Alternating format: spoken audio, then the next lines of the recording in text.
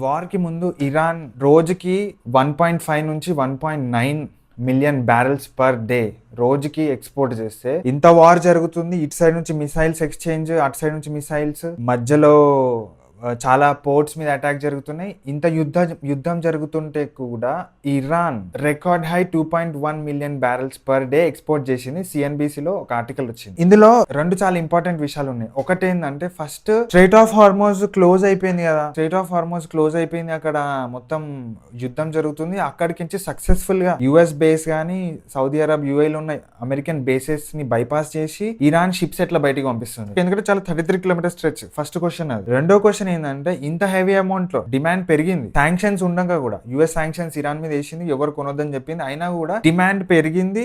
ఎక్కువ అమౌంట్ లో ఎక్స్పోర్ట్ అవుతుంది క్రూడ్ ఆయిల్ ఏదైతుందో. ఎవరు కొంటున్నారు? రెండు క్వశ్చన్లు. So first, strait of Hormuz మనం న్యూస్ లో చూసినప్పుడు మీకు strait of Hormuz 33 kilometre stretch, దీని గురించి అందరు చెప్తున్నారు. ఇందులోకించి ఇరాన్ మైన్స్ పెట్టింది, వేరే ఒమాన్ పోర్ట్ మీద, సలాలా పోర్ట్ అని మొన్న రీసెంట్ గా అటాక్ డ్రోన్స్ పంపించింది. మళ్ళీ యుఏఈ మీద, సౌదీ అరబ్ మీద ఆయిల్ ఇన్ఫ్రాస్ట్రక్చర్ మొత్తం డిస్ట్రాయ్ చేస్తుంది. అట్లనే ఇవన్నీ చేసుకుంటా కూడా యుఎస్ బేసెస్ ని బైపాస్ చేసి వాళ్ళ షిప్స్ కూడా బయటికి పంపించగలుగుతుంది సక్సెస్ఫుల్ గా. స్ట్రెయిట్ ఆఫ్ హార్మోజ్ మొత్తం క్లోజ్ అయిపోయింది కదా, ఎట్లా బయటకు వస్తుంది అనేది అందరూ ఒక పెద్ద క్వశ్చన్ ఉంది. కానీ మీరు యూజువల్ గా బయట ఉన్న న్యూస్ ఛానల్స్ ఎక్కువ చూసినప్పుడు మీకు బయట ఒక మ్యాక్రో ఇమేజ్ చూపిస్తారు. స్ట్రెయిట్ ఆఫ్ హార్మోజ్ అనే యుఏఈకి, ఇరాన్ కి మధ్యలో ఉన్న ఒక చిన్న స్ట్రెచ్, అందులోకించి వస్తే అది క్లోజ్ అయిపోయింది. ఆల్సో అందులోకించి షిప్స్ బయటికి రావట్లేవు, ఇరాన్ ఆపేస్తుంది, మిసైల్స్ వేస్తుంది, అందుకే షిప్స్ లాక్ అయిపోయినాయి అన్నది. అది కరెక్టే. కానీ ఇంత జరుగుతున్నప్పుడు ఇరాన్ ఎట్లా పంపించగలుగుతుంది? వాళ్ళు ఎందుకు పంపించలేకపోతున్నారు? ఇరాన్ ఎట్లా పంపిస్తుంది అనేది ఇంపార్టెంట్ క్వశ్చన్. నేను ఫస్ట్ అది నార్మల్ గా అందరిలానే నేను చూసిన, దాని గురించి నాకు ఇంతవరకు ఐడియా ఉంది. కానీ కొంచెం ఉంటుంది కదా మనిషికి, నాలాగా చాలా మంది ఉంటారు బయట, ఒక చుల్లు ఉంటుంది, అన్ని తెలిసేసుకోవాలి మొత్తం. ఈ రికార్డ్ ఎట్లా బ్రేక్ చేసేసింది, ఇన్ఫర్మేషన్ మొత్తం తెలిసేసుకోవాలన్న ఒక మెంటల్ ఒక ఉంటుంది కదా, ఆ కీడా ఉంటుంది. నేను ఇంకా కొంచెం దాని గురించి రీసెర్చ్ చేసిన. దాని తర్వాత మీరు డీటెయిలింగ్కి వెళ్ళినప్పుడు, devil is in the detailing అంటారు కదా, డీటెయిలింగ్ వెళ్ళినప్పుడు మీకు strait of Hormuz zoomed image చూపించాలి. చూస్తే straight of Hormuz zoomed image చూసినప్పుడు అక్కడ ఉంటుంది మొత్తం మ్యాటర్ అంతా. నేను మీకు ఒక ఇమేజ్ పెడతా, అందులో నేను హైలైట్ చేస్తా ఎల్లో కలర్లో. ఇప్పుడు స్ట్రెయిట్ ఆఫ్ హార్మోజ్ జూమ్ చేసినప్పుడు మీకు ఒక ఐలాండ్స్ కనిపిస్తాయి, 3 ఐలాండ్లు. ఓకే, అందులో ఫస్ట్ లెఫ్ట్ సైడ్లో కార్గ్ ఐలాండ్ ఒకటి ఉంటుంది. 90% ఇరాన్ ఆయిల్ ఎక్స్పోర్ట్ చేసేది ఈ ఐలాండ్ నుంచే. ఇక్కడ నుంచే మొత్తం ఈ షిప్పింగ్ స్టార్ట్ అవుతుంది. దాని లాజిస్టిక్స్, క్రూడ్ ఆయిల్ ఏదైతే ఉందో అక్కడి నుంచి స్టార్ట్ అవుతుంది. అక్కడి నుంచి lark island right side corner మధ్యలో మీకు ఇంకొక ఐలాండ్ కనిపిస్తుంటుంది. ఓకే, ఇదంతా ఈ ఐలాండ్స్ ఏవైతే ఉన్నాయో ఇవన్నీ ఇరాన్ కంట్రోల్లో ఉన్నాయి. ఓకేనా, ఇరాన్ కంట్రోల్ చేస్తుంది ఈ ఐలాండ్స్ని. దీన్ని నార్త్ హార్మోస్, స్ట్రెయిట్ ఆఫ్ హార్మోస్కి నార్త్ సైడ్, నార్త్ బ్యాంక్ అనమాట. అటు సైడ్ ఇరాన్ సైడ్ ఉన్న బ్యాంక్, ఇది డొమెస్టిక్ వాటర్స్ కింద వస్తుంది. సో ఈ 30 కిలోమీటర్ స్ట్రెచ్ మీరు అంటున్నది కదా, నార్త్ సైడ్ నుంచి ఇరాన్ ఏం చేస్తుందంటే అది కంట్రోల్ చేసే ఏరియా నుంచి షిప్స్ని తీసుకెళ్తుంది. ఏదైతే సౌత్ సైడ్ ఏదైతే ఉందో, మీరు సౌదీ అరబ్ సైడ్ కానీ, లేదా Saudi Arab side, UAE side చూసింది, అక్కడ యుఎస్ బేసెస్, అక్కడ వాళ్ళ పోర్ట్స్ ఉన్నాయి. ఈ నార్త్ సైడ్లో ఐలాండ్స్ మధ్యలో చిన్న చిన్న ఐలాండ్స్ వస్తున్నాయి కదా, అదంతా డొమెస్టిక్ వాటర్స్ కింద వస్తుంది. ఇరాన్ కంట్రోల్లో ఉన్న ఏరియా అదంతా. సో ఇరాన్ అనేది మైన్స్ చేసేది దీని సౌత్ సైడ్, కానీ దాని సైడ్ నుంచి అది వాళ్ళ వాటర్స్ నుంచి వెళ్తుంది కాబట్టి వాళ్ళ రేడార్లో ఉంటుంది. ప్రతి షిప్ వాళ్ళ కంట్రోల్లో నుంచి వాళ్ళ వాటర్స్ నుంచి వెళ్తుంది కాబట్టి సక్సెస్ఫుల్గా అక్కడ నుంచి ఆ ఏరియా బైపాస్ చేస్తుంది. అక్కడ బైపాస్ చేసిన షిప్లన్నీ అరేబియన్ సీలో బయటికి వస్తాయి, అరేబియన్ సీలో ఎంటర్ అయిపోతాయి. అక్కడ నుంచి ఎవరు కొంటారు అంటే, మెజారిటీ క్రూడ్ ఆయిల్ ఏదైతే బయటికి వెళ్తుందో ఇరాన్ నుంచి, ఈ ఇంత డిమాండ్ పెరగడానికి రీజన్ చైనా ఉంటుంది. శాంక్షన్స్ ఉన్నా కూడా. ఇప్పుడు ఇండియా లాంటి దేశం డెవలపింగ్ నేషన్ కాబట్టి యూఎస్ వచ్చి రష్యా దగ్గర ఆయిల్ కొనకు అంటే తగ్గించేసినాం మనం. 40% ఇంపోర్ట్ చేస్తుంది, ఇప్పుడు 20%కి వచ్చేసింది. ఇప్పుడు రష్యా దగ్గర కట్ చేసినావు, నువ్వు ఇరాన్ దగ్గర కూడా కొనడానికి లేదంటే సరే, ఇండియా ఇరాన్ దగ్గర కూడా కొనదు. యూఎస్ చెప్పిన మాట వింటుంది, అది తెలిసింది న్యూస్లో. యూఎస్ ఇదే పని, యూఎస్ ఒకవేళ చైనాకి వెళ్ళి చెప్పింది మీరు రష్యా నుంచి కొనొద్దంటే, ఓకే సార్, ఓకే కొనని చెప్తుంది, పోయి వాళ్ళ దగ్గరే ఉంటుంది. మళ్ళీ ఇరాన్ మీద శాంక్షన్స్ ఉన్నాయి, ఇరాన్ మీద అసలుకే కొనడానికి వీలు లేదంటే ఓకే కొనని చెప్పి పోయి ఇరాన్ దగ్గరనే ఉంటుంది మళ్ళీ. సింపుల్గా వాళ్ళు చెప్తే చైనా వినదు, ఎందుకంటే ఈక్వల్ ఎకానమీ అనేది ఒక పెద్ద ఫ్యాక్టర్ ప్లే చేస్తుంది. ఈ పవర్ డైనమిక్స్లో ఎకానమీ ప్లే చేస్తుంది. ఇంత పెద్ద దేశం యూఎస్తో కంపీట్ చేసే, మిలిటరీలో కాదు ఎకానమీలో యూఎస్తో కంపీట్ చేసే అంత పెద్ద దేశం చైనా, $10 trillion ఎకానమీ. ఇప్పుడు ఇవి షిప్స్ బైపాస్ చేస్తాయి కదా, ఇది నార్మల్గా ఇరాన్ యూజువల్గా శాంక్షన్స్ ఉన్నాయి కాబట్టి మీకు ఒక మంచి ఇంట్రెస్టింగ్ ఫ్యాక్ట్ ఏంటంటే ఇరాన్ యూజ్ చేసే టెక్నిక్ ఏదైతే దాన్ని షాడో ఫ్లీటింగ్ అంటారు. ఏమవుతుంది, ఇరాన్ నుంచి షిప్స్ వస్తాయి, ఆ కార్గ్ ఐలాండ్ నుంచి లోడింగ్ జరుగుతుంది, అక్కడి నుంచి ఇంకో ఐలాండ్ నుంచి లార్క్ ఐలాండ్, లాస్ట్కి అక్కడి నుంచి అరేబియన్ సీ నుంచి వీళ్ళది చైనాది శ్రీలంకలో హంబన్టోట పోర్ట్ ఉంది, అయితే అక్కడ లేదా సీదా మలక్కన్ స్ట్రైట్ క్రాస్ చేసి మలేషియా దగ్గర షిప్ మారుతుంది. షిప్ మారుతుంది లేదా షిప్ మీద ఉన్న ఫ్లాగ్ మారుతుంది. దీన్ని షాడో ఫ్లీట్స్ అంటారు. అంటే ఇరాన్ శాంక్షన్ కాబట్టి శాంక్షన్డ్ ఆయిల్ని తీసుకెళ్ళడానికి ఇరాన్ ఫ్లాగ్ పెట్టుకొని వెళ్ళదు. Some merchant, third party merchant ship, అందులో ఇరానియన్ ఆయిల్ ఉంటుంది. అది అక్కడ నుంచి పోర్ట్స్ చేంజ్ అయ్యేటప్పుడు అదంతా ఆయిల్ బ్యారెల్స్లో ఉంటాయి కాబట్టి ఆయిల్ మొత్తం చేంజ్ చేస్తారు. అక్కడ నుంచి మలేషియాకి వెళ్ళి ఇంకో షిప్లకి ఎంటర్ అయ్యి ఒక్కసారి మలక్కన్ స్ట్రైట్ ఏదైతే మలేషియాలోకి ఎంటర్ అయిపోయిందంటే అక్కడ నుంచి ఆ షిప్ ఎవరిని ఆపలేడు, చైనీస్ కంట్రోల్లోకి వెళ్ళిపోతుంది అది. ఎందుకంటే ఆ south China sea dominates, China south China సీని డామినేట్ చేస్తుంది. ఆ ఏరియా చైనీస్ ఎస్కాట్ షిప్ తీసుకొని వెళ్ళిపోతారు. ఓకే, పుష్ప సినిమా లెక్క ఉంది కదా, రియల్ లైఫ్లో ఇరాన్ అట్లనే ఎక్స్పోర్ట్ చేస్తుంది. ఎందుకంటే శాంక్షన్స్ ఉన్నాయి కాబట్టి అదొకటే వే. ప్లస్ ఇరాన్ దగ్గర శాంక్షన్స్ ఉండగా కూడా ఇరాన్ దగ్గర కొనడానికి రీజన్ ఏంటంటే, నేను ముందు వీడియోస్లో చెప్పినట్టు ప్రపంచంలో ఉన్న ఆయిల్ ప్రైస్ని ఒక మెజర్ చేయడానికి బ్రెంట్ క్రూడ్ అనేది ఉంటుంది.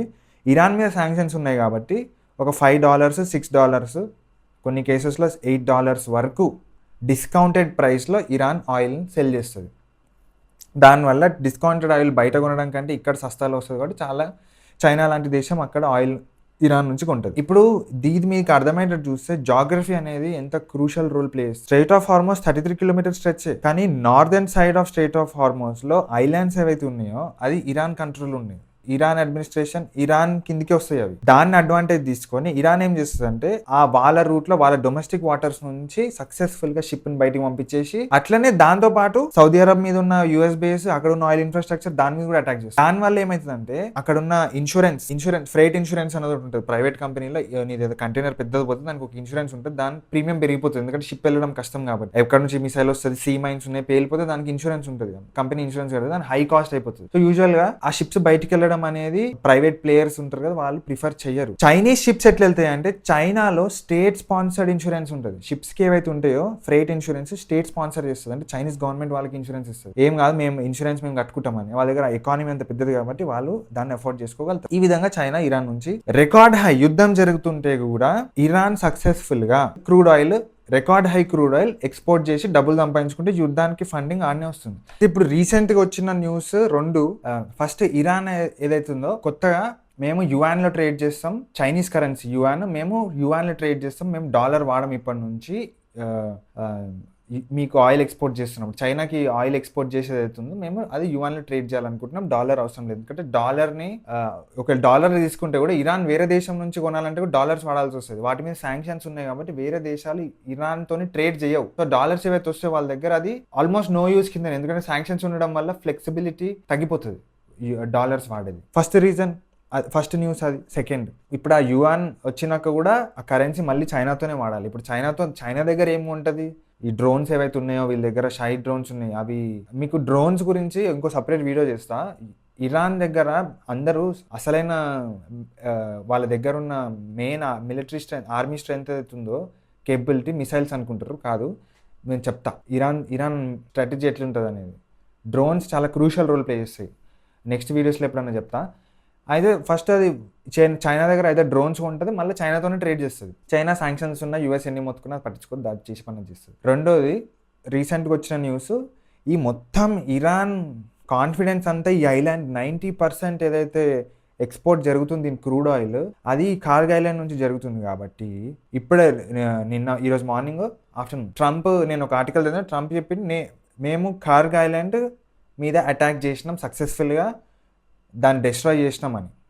సో ఇరాన్ మెయిన్ సప్లై ఏదైతుందో ఆయిల్, అది వాళ్ళు ఆ ఐలాండ్ని డెస్ట్రాయ్ చేసిర్రు అని ట్రంప్ చెప్తుంది. దీనివల్ల ఇప్పుడు ఇరాన్ దగ్గర పైప్ లైన్ గ్యాస్ ఇప్పుడు ఈ క్రూడ్ అనేది ఎట్లా ఎక్స్పోర్ట్ చేస్తారు, వాళ్ళ దానికి నెక్స్ట్ సొల్యూషన్ ఏంది అనేది పెద్ద క్వశ్చన్. చేస్తుంది ఇరాన్ అంటే పక్కా చేసుకుంటూ టెన్షన్ ఏం లేదు. నువ్వు ఐలాండ్ డెస్ట్రాయ్ చేస్తే వాళ్ళ పైప్ లైన్ అక్కడి నుంచి పంపించుకుంటారు. సీ రూట్ నుంచి వాళ్ళకి 3 ఐలాండ్లు ఉన్నాయి వాళ్ళ కంట్రోల్లో.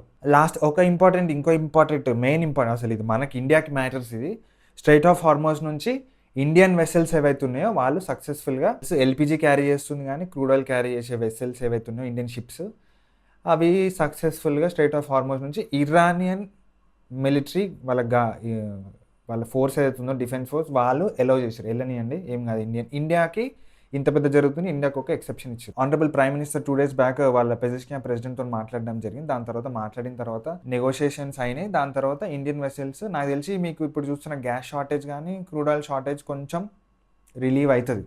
ఒక చిన్న విశ్లేషణ ఏంటంటే, యుద్ధానికి ముందు మన ప్రైమ్ మినిస్టర్ ఇజ్రాయెల్ క్నెసెట్లో మేము ఇజ్రాయెల్తోనే ఉన్నాం, మేము ఇజ్రాయెల్తోనే నించున్నామని ఒక గట్టిగా విత్ కన్విక్షన్ అని చెప్పి అంత గట్టిగా చెప్పిండు. ఇదంతా చూసిన ఇరాన్ కూడా ఇంత చూసిన తర్వాత కూడా మీకు ఒక ఇంత పెద్ద బ్లాకేడ్లో మీకు ఒక ఎగ్జామ్షన్ ఇచ్చింది. మీరు కొంచెం అది మైండ్లో పెట్టుకోవాలి. మన ఫారెన్ థింక్ ట్యాంక్స్ ఏవైతే ఉన్నారో వాళ్ళ కోసం మైండ్లో పెట్టుకోవాలి. Iran is not your enemy. మీకు కష్టం ఉన్నప్పుడు చాబార్ పోర్ట్, వాళ్ళ దగ్గర చాబార్ పోర్ట్ ఉంది. ఆ చాబార్ పోర్ట్తో ఇండియాకి చాలా చాలా చాలా యూజ్ ఉంది. ఇది తెలిసిందే. ఆల్రెడీ మహామేధావులు కూర్చున్నారు మీద, అయినా కూడా నేను ఒక చిన్న గుర్తు చేస్తున్నాను ఈ వీడియో చూసే కామెంట్ మ్యాన్కి చెప్పాలనుకుంటున్నాను. ఇరాన్ని ఎనిమీ లెక్క చూడడం కంటే మన డిప్లొమాటిక్ ఇంట్రెస్ట్, నేషనల్ ఇంట్రెస్ట్ని మైండ్లో పెట్టుకొని చూడండి. వాళ్ళకి యుద్ధాలు 100 జరుగుతాయి. మనం సైడ్స్ పిక్ చేసుకునే అవసరం అయితే లేదని నా personal opinion. That's it for the video. Thank you very much for watching. ఈ వీడియో నచ్చితే లైకింగ్, సబ్స్క్రైబ్ చేయండి. జూన్ లోపు 200 సబ్స్క్రైబర్స్ టార్గెట్ పెట్టుకున్నా. ముందు అసలు నేను జూన్ లోపు 100 పెట్టుకున్నా, అట్లాంటిది 100 దాటేసింది తొందరగా. సో అందుకే 200కి షిఫ్ట్ చేసిన. వీడియో నచ్చితే లైకింగ్, సబ్స్క్రైబ్ చేయండి. Thank you very much for supporting. Live streams కూడా చేద్దాం అనుకుంటున్నా. చూద్దాం వచ్చే నెక్స్ట్ వీక్ అన్న లైవ్ స్ట్రీమ్ కూడా ప్లాన్ చేస్తాం. మనం లైవ్లో మాట్లాడుకుందాం. జియో పాలిటిక్స్ ఒకటే కాదు, domestic, national politics, international politics, philosophy, religion, ఇట్లాంటి చాలా టాపిక్స్ గురించి మాట్లాడుకుందాం నా ఛానల్లో. మీకు ఒకవేళ నాలాంటి ఇన్ఫోమేనియాకి అయితే మీరు ప్రపంచంలో కొత్త ఇంట్రెస్ట్ గురించి తెలుసుకోవాలి, నేర్చుకోవాలి, అట్లాంటి ఇంట్రెస్టెడ్ పర్సన్ ఉంటే నా ఛానల్కి సబ్స్క్రైబ్ చేయండి. కలిసి నేర్చుకుందాం. That's it for the video guys. Thank you very much for watching. Bye.